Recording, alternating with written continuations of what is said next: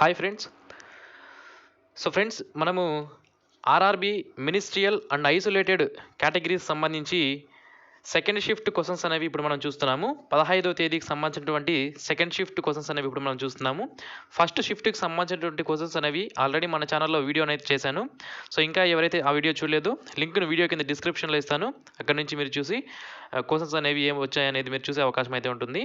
ఇక ముందు మనకి జరగబోయే ఎన్టీపీసీ మరియు గ్రూప్ డి ఉద్యోగాలకి ఈ క్వశ్చన్స్ ఎంతగానో మనకి ఉపయోగపడతాయి. ఓకే, ఇంకా టాపిక్లోకి వెళ్తే ఫస్ట్ క్వశ్చన్ వచ్చి మనకి అండమాన్ మరియు నికోబార్ దీవులను విడదీయు జలసంధి పేరు ఏమిటి అని అడగడం జరిగింది. అండమాన్ మరియు నికోబార్ దీవులను విడదీయు జలసంధి పేరు ఏమిటి అంటే 10 డిగ్రీ ఛానల్ అని పిలుస్తాము. ఓకే, 10 డిగ్రీ ఛానల్ పిలవడం జరుగుతుంది. దీని యొక్క వెడల్పు మనకి 145 కిలోమీటర్ల వెడల్పు అనేది ఈ జలసంధి యొక్క వెడల్పు అంత ఉంటుంది. అయితే ఇంకా మనకి అడగడానికి అవకాశం ఏముంటుంది అంటే ఇండియా మరియు శ్రీలంక మధ్య రెండింటిని విడదీయు జలసంధి పేరు ఏమిటి అని అడిగే అవకాశం అయితే ఉంటుంది. లేదా ఇండియా మరియు శ్రీలంక మధ్యలో ఉన్నటువంటి జలసంధి పేరు ఏమిటి అని అడిగే అవకాశం అయితే ఉంటుంది. దాన్ని మనము పాల్క్ స్ట్రైట్ అని పిలవడం జరుగుతుంది. నెక్స్ట్ క్వశ్చన్ వచ్చి మనకి ఆర్టిఫిషియల్ రెయిన్ను ఎలా కురిపిస్తారు అని అడగడం జరిగింది. దానికి ఆన్సర్ వచ్చి మనకి క్లౌడ్స్, మేఘాలు ఏవైతే ఉంటాయో వాటిపైకి ఆపోజిట్లీ చార్జ్డ్ డస్ట్ ఏదైతే ఉంటుందో దాన్ని స్ప్రే చేయడం వలన ఈ ఆర్టిఫిషియల్ రెయిన్ లేదా కృత్రిమ వాన అనేది మనకి పడడం జరుగుతుంది. ఓకే, నెక్స్ట్ క్వశ్చన్ వచ్చి మనకి ఐఐఎఫ్ఏ బ్రాండ్ అంబాసిడర్ ఎవరు అని అడిగారు. ఐఐఎఫ్ఏ అంటే international Indian film academy awards అంటాము. ఈ అవార్డ్స్కి సంబంధించినటువంటి బ్రాండ్ అంబాసిడర్ ఎవరు అని అడిగారు. అమితాబ్ బచ్చన్ గారు ఐఐఎఫ్ఏ యొక్క బ్రాండ్ అంబాసిడర్గా దాన్ని స్థాపించినప్పటి నుంచి ఆయన ఉండడం జరిగింది. నెక్స్ట్, మూసీ నది ఏ నది యొక్క ఉపనది అని మనకి అడగడం జరిగింది. మూసీ నది కృష్ణా నది యొక్క ఉపనది. నెక్స్ట్ వన్ వచ్చి మనకి చిల్కా సరస్సు వేటికి ప్రసిద్ధి అని అడిగారు. చిల్కా సరస్సులో ఏ అనిమల్ ఎక్కువగా ఉంటుంది, ఆ సరస్సు దేనికి ప్రసిద్ధి అని అడగడం జరిగింది. చిల్కా సరస్సు వచ్చి మనకి ఇరవడ్డి డాల్ఫిన్స్ ఏవైతే ఉన్నాయో దానికి సంబంధించి చాలా ఫేమస్ ఈ చిల్కా సరస్సు.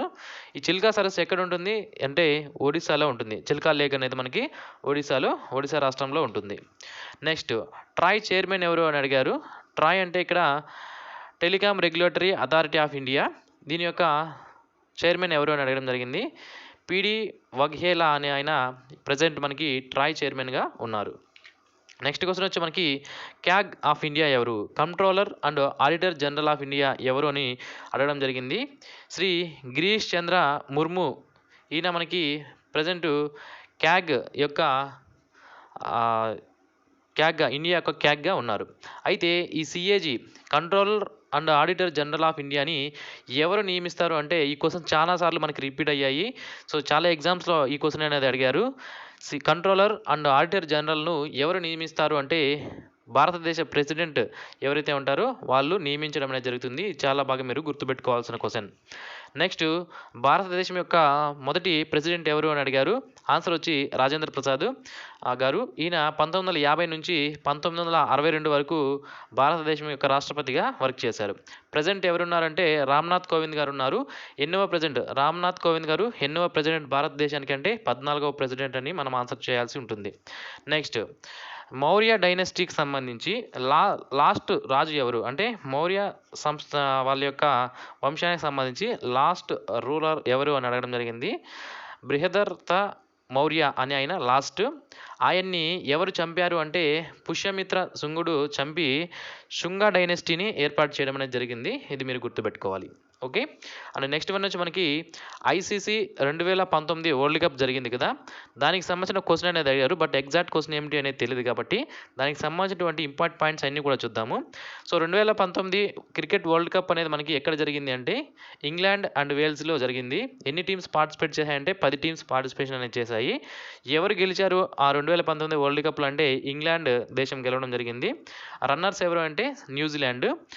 ప్లేయర్ ఆఫ్ ద సిరీస్ ఎవరు అంటే Kane Williamson player of the సిరీస్గా నిలిచాడు. ఎక్కువ రన్స్ ఈ సిరీస్లో అంటే 2019 వరల్డ్ కప్లో ఎక్కువ రన్స్ ఎవరు చేశారంటే రోహిత్ శర్మ చేయడం జరిగింది.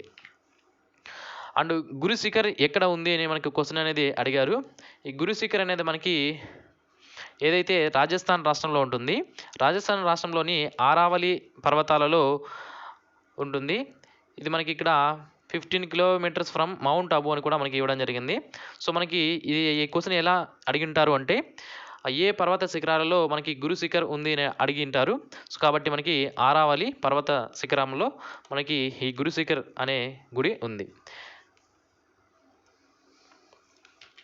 సో ఇవి ఫ్రెండ్స్ మనకి ఇప్పటివరకు అందినటువంటి ఏవైతే RRB isolated and ministerial vacancy సంబంధించినటువంటి సెకండ్ షిఫ్ట్ యొక్క క్వశ్చన్స్. సో రేపు జరగబోయే ఫస్ట్ షిఫ్ట్ సెకండ్ షిఫ్ట్ యొక్క క్వశ్చన్స్ కూడా మన ఛానల్లో అప్లోడ్ చేయడం జరుగుతుంది. మీరు మిస్ అవ్వకుండా ఉండడానికి ఛానల్కు సబ్స్క్రైబ్ చేసుకోండి, పక్కన వచ్చే బెల్ ఐకాన్ని యాక్టివేట్ చేసుకోండి. ఈ వీడియో మీకు నచ్చినట్లయితే ఈ వీడియోకి లైక్ చేయండి, తప్పనిసరిగా మీ ఫ్రెండ్స్కి షేర్ చేయండి. Thanks for watching. Have a nice day friends.